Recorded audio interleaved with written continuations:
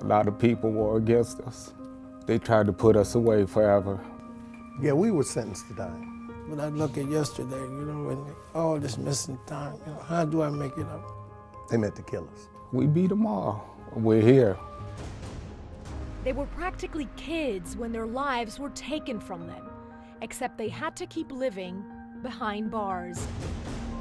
Two brothers, Wiley and Ronnie Bridgman, and their closest friend, Ricky Jackson, collectively spent over 100 years in prison for a crime they did not commit.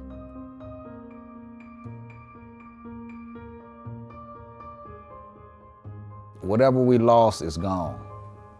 I can't even cry about that anymore. It's about us three and what we got right now and moving forward. We can't never recapture that. After 39 years, 3 months, and 9 days in prison, Ricky became the longest-serving wrongfully convicted person in U.S. history who was later exonerated. We're gonna have scars, that we ain't gonna ever be able to recover from. Wiley Bridgman served nearly as long, and Ronnie Bridgman, who later changed his name to Kwame Ajamu, served almost 28 years. They were set free after an agonizing journey that they are still struggling to comprehend. Why just us guys, So many things were going through my mind at that particular time. I was a kid, I was only 18 years old. Ricky Jackson, Wiley, and Ronnie Bridgman were finally exonerated in November. We went to Cleveland to see how these three men are coping with lost time and a changed world. When I came out here, it was so different simply because of the structure, the way the traffic is to drive it, A lot of people want us to feel bitter, resentful, and spiteful. I don't. I don't. That's something that happened. Everybody going through something in their life. This was our something. Like Ricky, Wiley, and Kwame, at least 1,536 people have been convicted and exonerated of crimes they did not commit since 1989. In 2014 alone, 125 people were exonerated, the highest ever. Wiley was 20, Ricky and Kwame 18, when they were sent to Lucasville Prison in Ohio. I had to incur family members passing on and can't go to the funerals. That for me was probably the worst thing ever. To better understand their journey, we need to go back to 1975. Big cities like Cleveland, there was a very high crime rate. Cleveland at that time probably had 300-400 murders a year. Now we have much less, maybe under 100. Terry Gilbert is a prominent civil rights attorney in Cleveland and represented the Bridgman brothers. Race issues were dominating at that time. We had just had riots in the city of Cleveland, like they did all over the country, about police distrust, much like we see today. But it was still home for Wiley, Kwame, and Ricky. Back then it was a lot of fun because I tell you, everything was around there. We had mom and pop stores, we had little arcades we can go to. What they didn't realize was that this street corner would change their lives forever. This is where they said we were at. Look, my brother was in the getaway car. Right here at the front. Yeah, right here at this corner. At about 4 in the afternoon on May 19th, 1975, Harold Franks, a money order salesman, was attacked and killed outside the neighborhood convenience store. He had been making his usual rounds, and when he left the Fairmont cut rate, had acid thrown in his face, was beaten, and then shot to death. This person told me that someone had been killed at Mr. Robertson's Delicatessen and asked me if I want to go see. Harold Franks lay right about here on the floor, on the ground, when we got up. They hadn't even covered his body at that particular time. And we came up here and we observed that, and we stayed around asking the typical questions, well, what happened? What's going on? And all we could get, just like everybody got, was that the man was robbed and killed. That kind of shocked us. For Wiley, Kwame, and Ricky, it had started out as an uneventful day. But they remember vividly what happened later when, out of the blue, they became suspects. We knew. When you absolutely know something, there's no doubt, okay, this is gonna get straightened out. We're gonna be in jail a couple of days. But it didn't get straightened out. And just a few months later, by the fall of 1975, the three were convicted of murder and sentenced to die.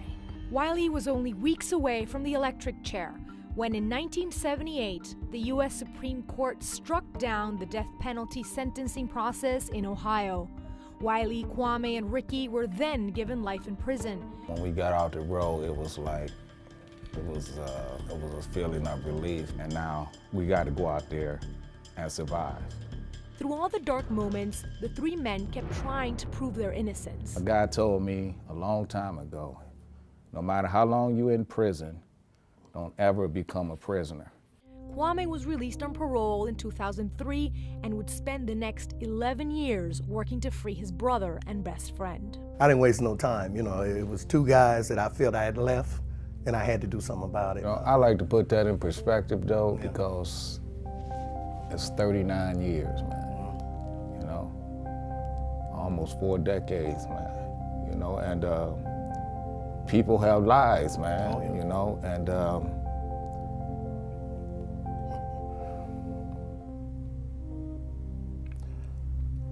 I didn't want nobody to stop living their life for me, but I didn't want to be forgotten,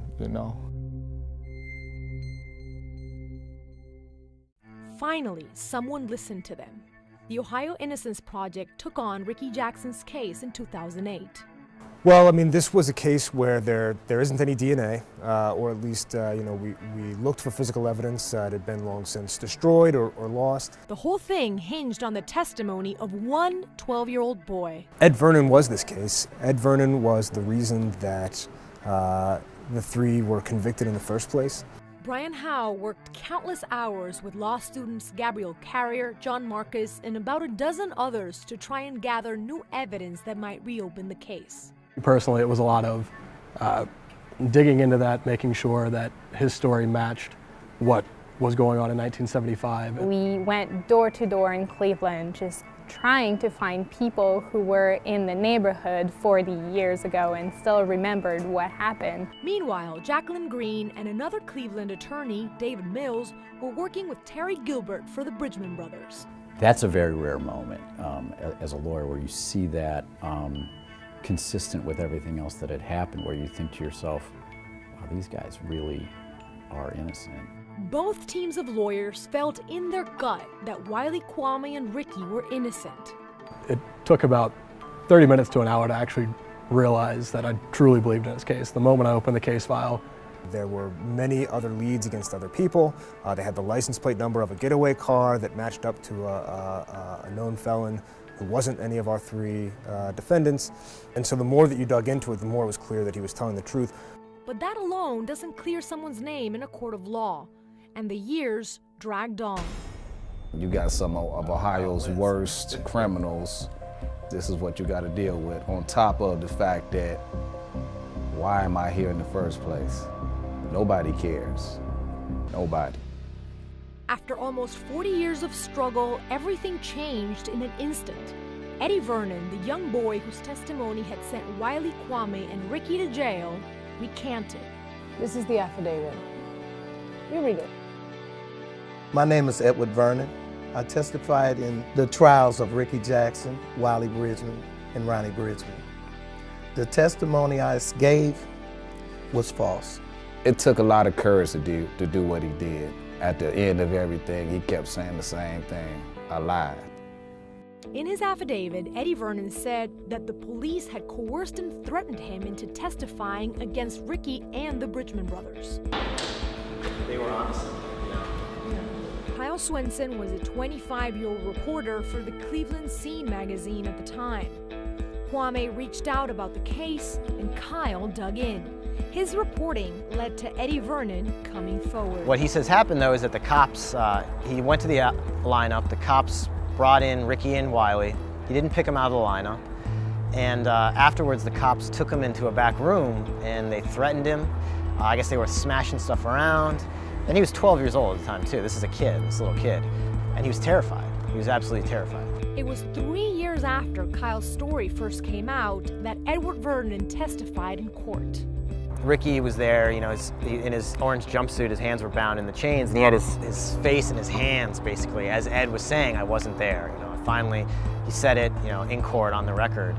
And it was a pretty incredible moment. I met with him later on. We had a conversation, and I let him know that I did forgive him. I was genuine about that when I said it, and I wanted to say it to his face.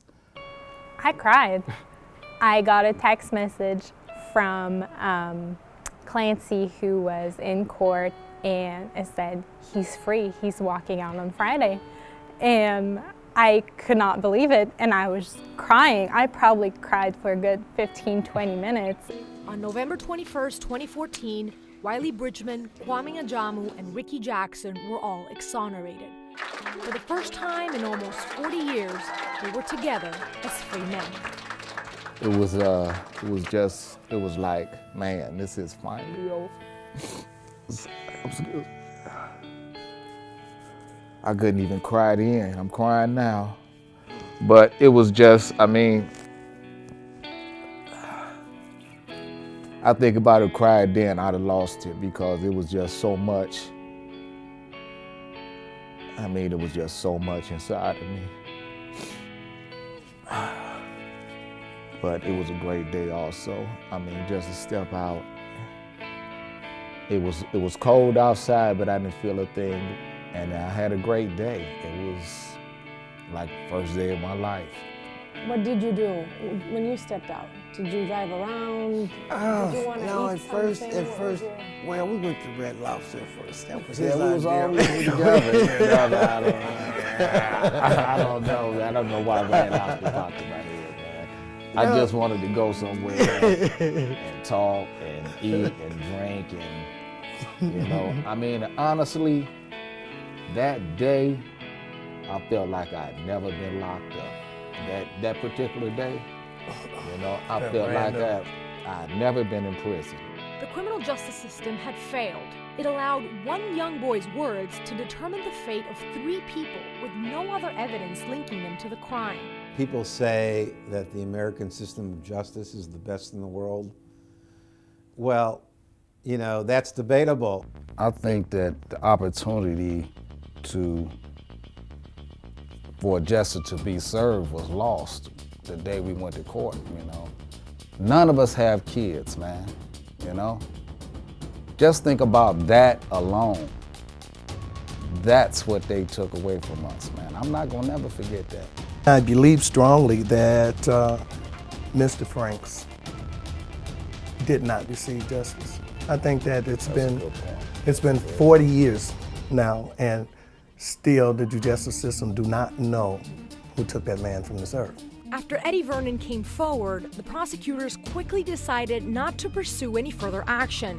They told us they now believe Eddie Vernon never did see the crime and that the 3 men are innocent. They call their imprisonment a terrible injustice, but say it's too late now to examine how it happened. Shame on you! Calls for reform to the system continue. From here in Ohio, in the case of Tamir Rice, to the streets of Ferguson and New York City, young people are standing up to what they perceive as police mistreatment and demanding justice. People are out there outraged because there's no way for them to kind of make their voices heard about these terrible things that are happening. We have to make sure that nothing like that is done again. Hands up! Don't shoot! Hands up! Don't shoot! When I actually got out here, it was like, it's just no comparison to what you have in your head all those years to what actually is. I'm gonna tell you, I can't even operate a cell phone, bro. That smartphone smarter than me. I got call me every 5 minutes. We asked Ricky about some of the places he missed while in prison. One place he used to go to as a kid was the Cleveland Museum of Art.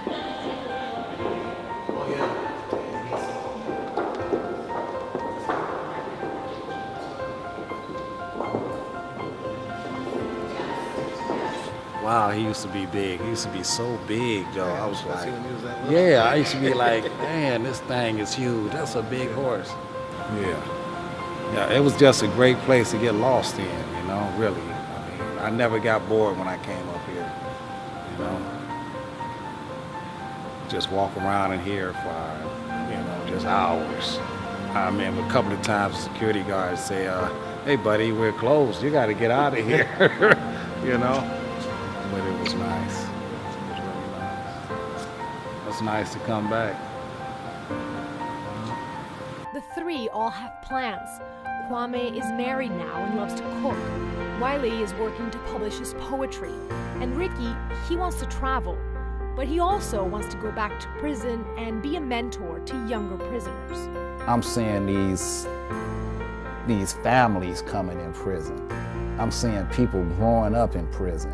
I'm seeing people just constantly coming back to prison. And if I can help one person, then maybe that person will help somebody else.